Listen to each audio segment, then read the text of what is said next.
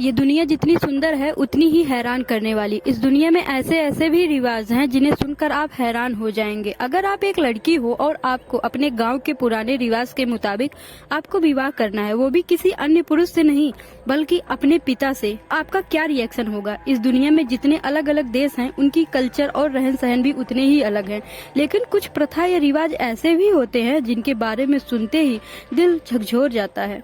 यह सोचने पर मजबूर कर देता है कि आखिर ऐसा क्यों ही हो रहा है। ये नहीं होना चाहिए। भारत के लगभग हर एक घर में बेटी पिता की लाडली होती है और हर लड़की को पापा की परी का टैग भी मिलता है, चाहे वो कोई मजाक कहे या फिर रियल में, क्योंकि एक बाप अपनी बेटी से सबसे ज्यादा प्यार करता है। सख्त लहजे में पूरी जिंदगी रहने वाला पिता अपनी बेटी की विदाई में रो देता है और पिता के लिए बेटियों की नजर में हमेशा सम्मान होता है। लेकिन अगर पिता की शादी ही बेटी से होने वाली प्रथा सामने आए तो सुनने में कितना अजीब लगता है ना। कुछ लोगों को तो यकीन भी नहीं होगा, लेकिन एक देश ऐसा भी है जहाँ पर इस तरह की रिवाज हैं, और वह कोई और देश नहीं बल्कि भारत का ही पड़ोसी देश है। जी हाँ, बांग्लादेश। बांग्लादेश के दक्षिण पूर्व में स्थित माधोपुर जंगल में रहने वाले आदिवासी कम्युनिटी मंडी की एक अजीबोगरीब परंपरा है। इन आदिवासियों में यह परंपरा है कि अगर कोई व्यक्ति किसी विधवा महिला से शादी करता है तो उसे महिला की पहली शादी से जो पहली लड़की पैदा हुई होती है उससे भी शादी करनी होती है। मतलब माँ और बेटी का विवाह एक ही इंसान से करना होता है।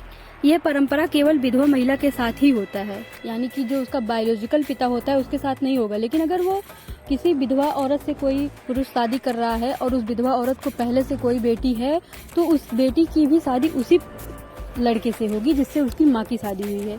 हालांकि कहा जाता है कि यह परंपरा अब तो खत्म हो चुकी है, लेकिन यह कहानी तब सबके सामने आई जब रिवाज का शिकार ओरोला डालवोट हुई, जिनकी कहानी दुनिया के सामने भी आ चुकी है। मीडिया रिपोर्ट के मुताबिक ओरोला केवल 3 साल की थी और उनकी मां के पहले पति की मृत्यु के कारण जब उनकी मां की दूसरी शादी हुई तो उसी शादी के साथ उनकी भी शादी हो गई, यानी कि उनकी मां और उनकी शादी एक ही इंसान से कर दी गई।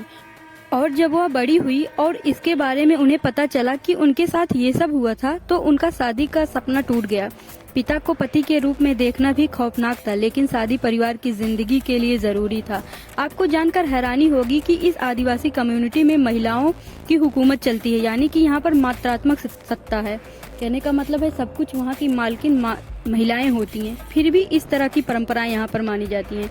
इस परंपरा को लेकर वहाँ के आदिवासी कहते हैं कि यह परंपरा इसलिए है क्योंकि यहाँ की परंपरा से वे अपने प्रॉपर्टी को बचाते हैं।